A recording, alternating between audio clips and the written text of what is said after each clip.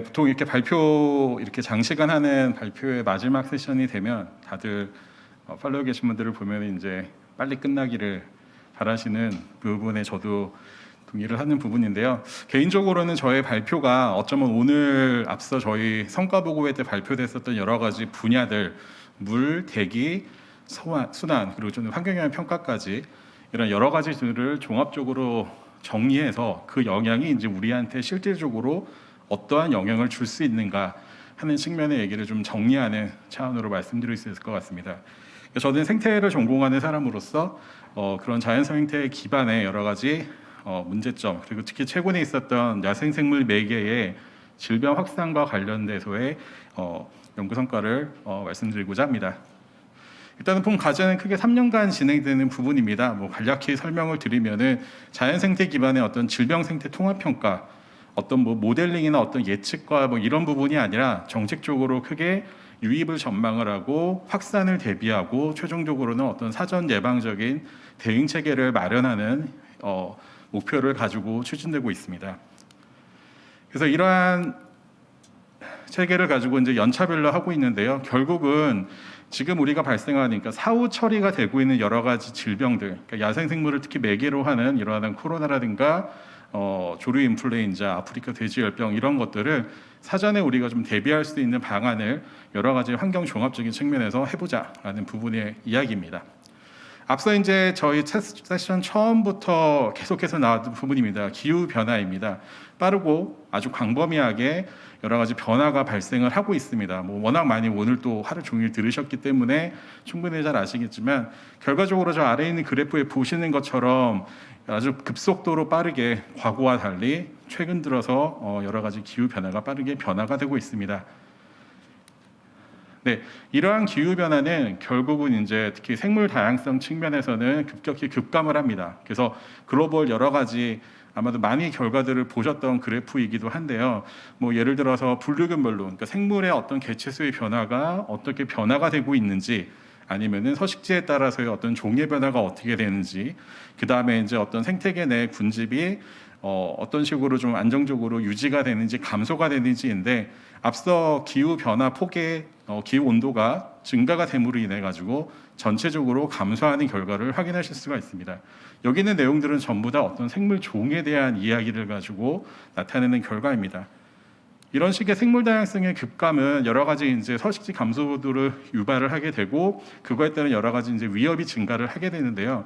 과거에는 이러한 생물 다양성이 감소되는 거에 대해서 남해, 서식지 악화, 서식지 감소 등이라고 이야기를 했으나 최근에는 이제 좀 더 이를 구체화해서 직접적인 혹은 간접적인 영향, 예를 들어서 좀 전에 발표됐었던 환경영향 평가 같은 경우에 나오는 여러 가지 어떤 개발 사업들에 대한 확대라든가 아니면 이제 앞서 세션에서 나왔었던 이런 쓰레기라든가 여러 가지 요인들이 종합적으로 이제 생물 다양성에 영향을 주게 됩니다.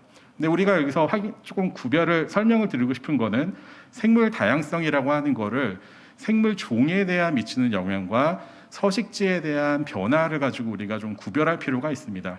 지금 이제 최근에 환경부에서 나왔던 여러 가지 국가 생태계 보고서 같은 경우가 대표적으로 어떤 서식지 공간에 대한 변화, 즉 생태계 서비스 평가를 이용한 공간의 변화를 이야기를 하는 것이고요.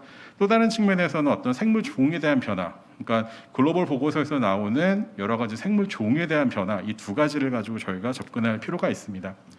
그래서 일단 먼저 첫 번째로는 저희 KI에서는 생물 종에 대한 변화를 지표화하고 할 수 있는 부분을 일단은 정책적으로 마련을 했습니다. 다행히도 이 지금 제시한 이 평가 방법은 이번에 포스트 2020 CBD에서도 하나의 지표로서 선정이 되었고 이미 그거와 대비해서 화면 가운데 보시는 것처럼 우리나라 전체적인 도요별로의 조류상에 대한 생물 종별로, 그러니까 조류, 포유류, 분류군별로의 어떤 분포 현황이라는 부분들을 지표화를 마련을 했고 작게 나면은 그러니까 국지적으로는 오른쪽에 보시는 것처럼 이제 한강 수계라든가 조금 지역별로의 생물 다양성 어떤 종의 변화를 평가할 수 있는 체계를 마련을 했습니다.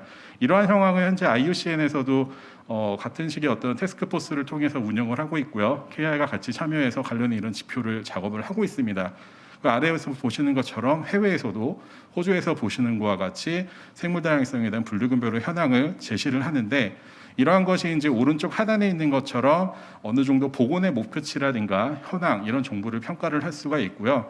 또 다른 거는 이제 정보가 부족한 종에 대한 부족한 정보를 평가할 수 있는 체계로도 활용이 될 수 있는데 최근에 북한의 금강산과 우리나라 설악산 간의 어떤 생물종에 대한 비교에 대한 연구를 분석한 결과를 있었고 금강산과 우리나라의 생물 다양성이 상당히 유사하고 분류군에 따라서 차이가 있음을 확인을 했습니다.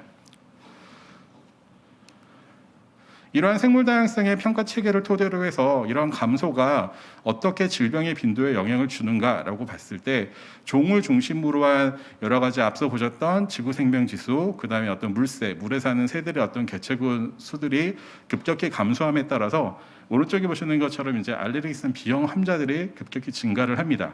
이런 알레르기성 비염이라고 하는 것은 어떤 온도 변화에 대한 문제도 있겠으나 여러 가지 산업화에 따른 공기질 악화, 꽃가루 이런 것들 통해서 나타나게 되는데요. 결국 이러한 환경적인 생물 종에 대한 변화를 가지고 우리가 어떤 질병과도 연계할 수 있는 부분을 확인할 수가 있습니다. 그러나 이러한 질병들, 즉 야생 생물을 매개로 하는 여러 가지 질병들은 아시는 것처럼 계속해서 반복되고 있고 여러 가지 다양한 질병들이 늘어나고 있습니다. 지금 현재 저희가 겪고 있는 코로나19 같은 경우도 그러하고요. 그 이전에 있었던 메르스라든가 이제 조류 인플루엔자 같은 경우 가까운 중국에서는 벌써 인체 감염 환자가 확진이 되었고 올해 영국 같은 경우도 이제 인체 쪽에서 확인이 되는 게 나와가지고 상당한 사회 문제가 되고 있는 상황입니다. 그리고 이런 부분들이 단순히 끝나는 것이 아니고 기후 변화라든가 이런 여러 가지 환경 요건 때문에 장기화되고 토착화되는 이런 식으로 지금 반복되는 결과적으로 국가 보건 체계의 부담이 가중되는 상황까지 됐습니다. 야생 생물을 매개로 하는 질병에 대해서 저희는 조금 구별할 필요가 있습니다. 지금까지 저희가 조류 인플루엔자라든가 아프리카 돼지열병, 그다음에 코로나 같은 경우는 그러한 야생 생물을 매개로 하는 질병이 우리 사람이라든가 가축한테 미치는 영향, 즉 경제적인 피해를 입는 거에 대한 관심이 가장 컸습니다. 그래서 이러한 경제적인 피해를 줄이기 위해서 이런 야생 생물을 좀 조절을 하거나 좀 접근하지 못하게 하는 방안들이 많았었는데 실제 해외에서는 그것뿐만이 아니고 야생 생태계 내, 즉 생물 다양성의 변화를 최소화시키기 위한 방안도 함께 고려되고 있습니다. 오른쪽에 있는 것이 이제 폴란드에서 아프리카 돼지열병에 감염된 멧돼지들을 이제 변화상을 확인한 것인데요. 우리나라에서도 일단은 방역을 하기 위해서 이제 경기도나 강원도 지역에 펜스를 치고 야생 멧돼지를 사살하는, 그러니까 제거하는 전략을 취하고 있습니다. 유럽에서도 동일한 방법을 취했었는데요.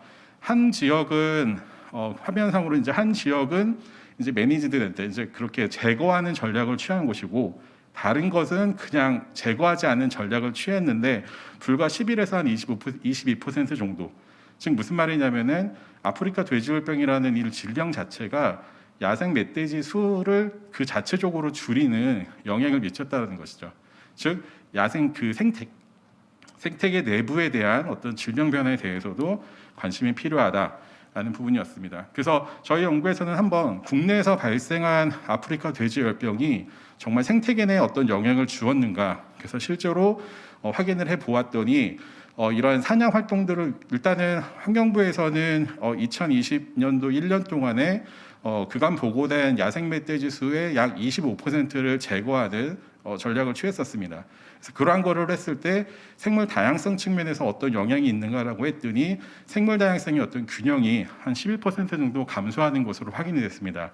11%라고 하는 거가 상당히 크다, 작다라고도 느낄 수가 있으나 야생 생물 내에서의 한 1, 2%의 변화가 우리가 지금 생각하는 어떤 기후변화 위기에 따른 영향이라고 우리가 많은 이야기를 합니다. 그래서 상당히 큰 폭인데 이후에 이게 어떤 식의 연쇄적인 영향이 올지에 대해서는 아직도 추가적인 연구가 필요합니다.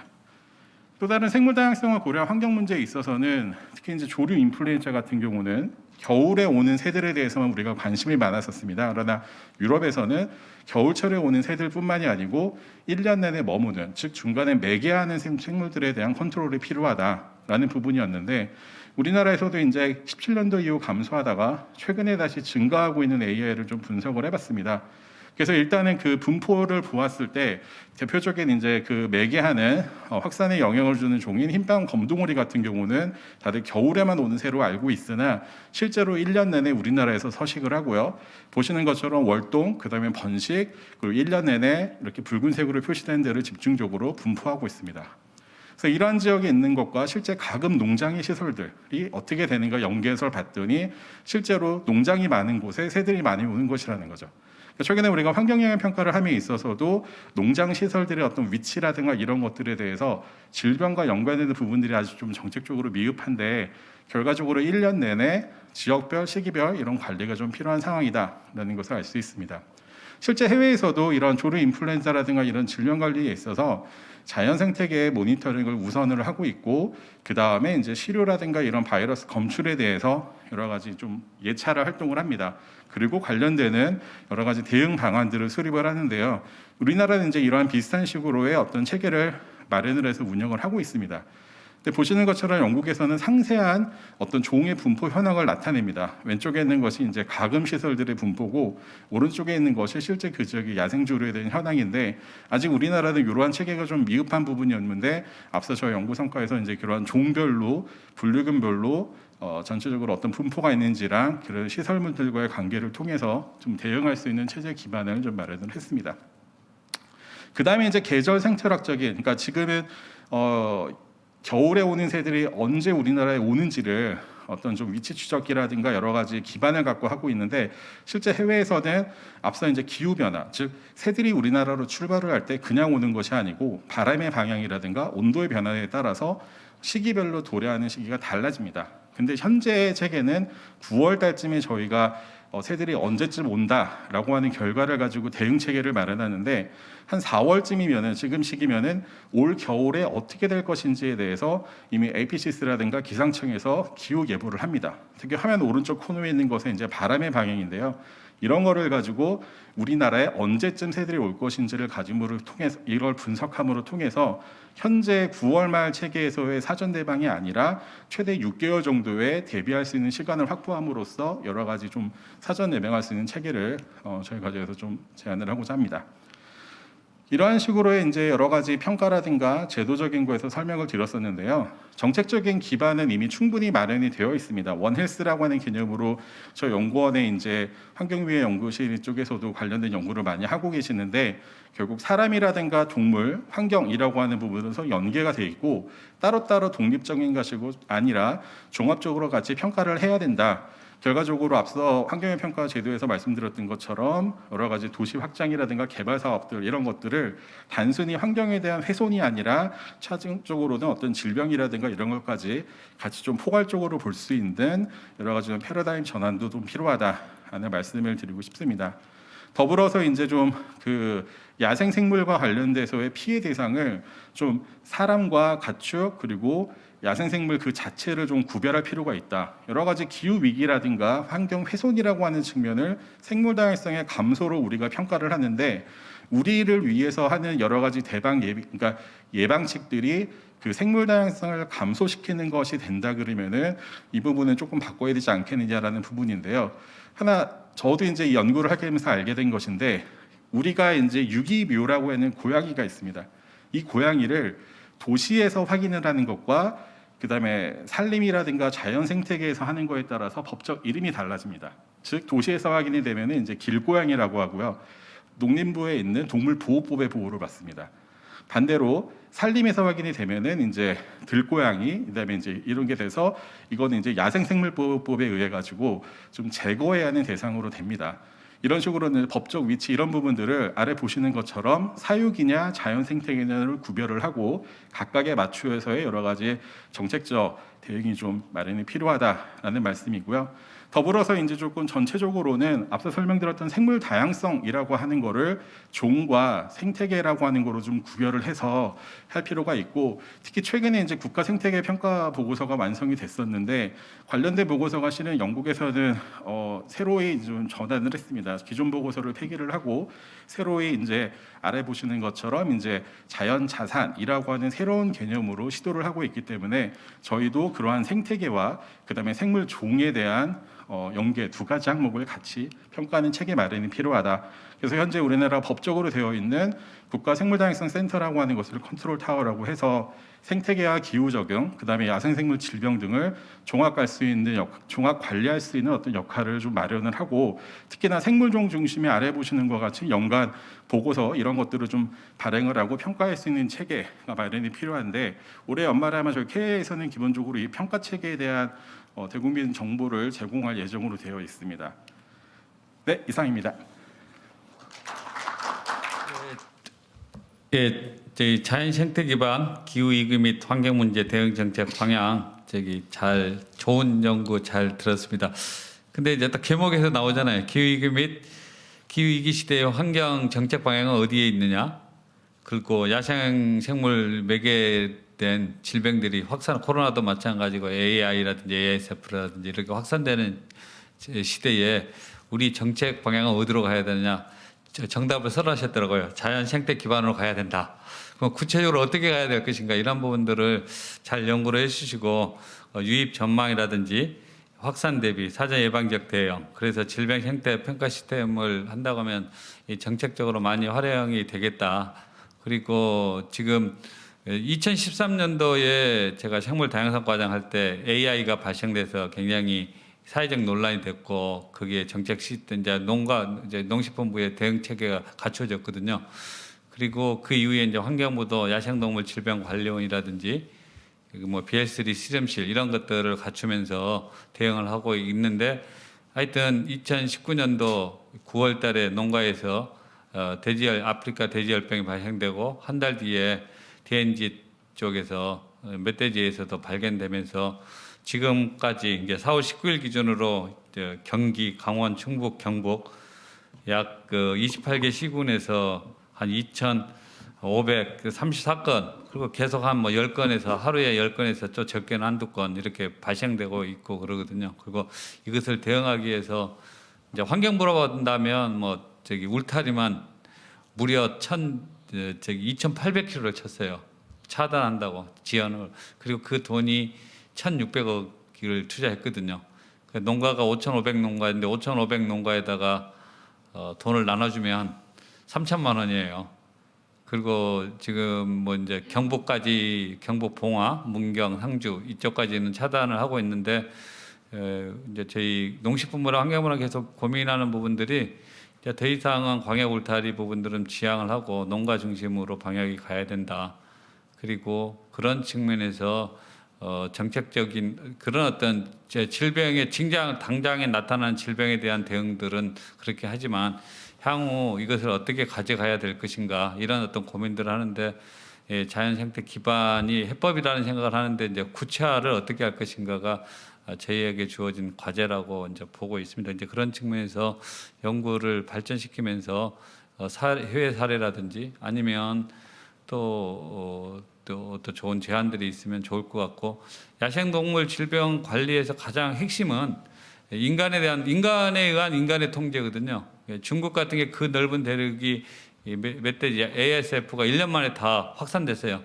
근데 우리나라는 농식품부, 환경부가 협업을 해서 여하튼 2년 6개월이 지났는데 발생한 지 가축 농가는 작년 10월 이래로 발생을 하지 않고 있고, 그다음에 멧돼지는 계속 나오고 있지만 그래도 어쨌든 경북 북부 쪽으로 차단을 하고는 있어요. 그러니까 굉장히 중국과 우리나라 면적을 비교하면 굉장히 전작 1년 안에 다 초토화됐을 것 같은데 그러지 않다. 그래서 이제 부처 간에 협업하고 그러면서 향후에 어떤 관리를 해야 될 툴들, 이제 지속 가능하지 않는 어떤 울타리라든지 이런 부분들은 좀 줄여 나가면서, 또 그 울타리로 인한 어떤 생태계의 영향 이런 부분들은 좀 모니터링이 필요하고, 그런 측면에서 연구 보고서에 멧돼지를 이제 밀도를 한 25% 놔뒀더니 생물 다양성의 균형 측면에서 한 11% 감소됐다.